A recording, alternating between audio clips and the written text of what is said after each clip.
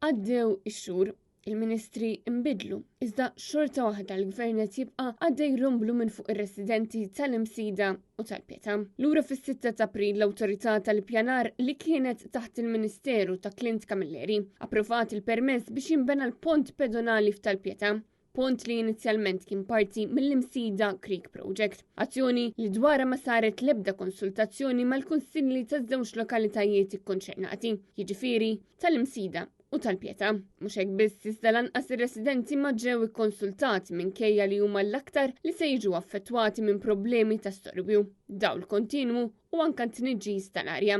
Net News Alex taqsal il-Ministru ġdid tal-Ippjanar Jonathan Nattard dwar din it-talba tar-residenti. Domandi li ironikament saru f'konferenza tal-aħbarijiet li fiha ħabbar id-dettalji fuq suppost riforma tal-appelli. Fil-kuntest tal-pont pedonali li tittieħed ukoll f'kuntest ta' dan huwa proġett nazzjonali li fih jgħaddu mal-5,000 karozza fis-sija u għandek mal-10,000 persuna li taqsam.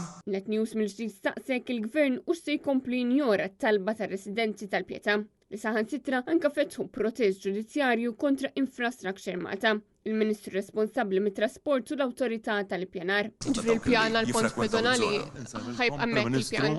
Kontra x-xewqa tar-residenti tinjuraw ukoll ir-residenti ġifieri. Numru kbir ta' NGOs u għaqdiet ambjentali wkoll kienu ħarġu kontra dan il-pont pedonali.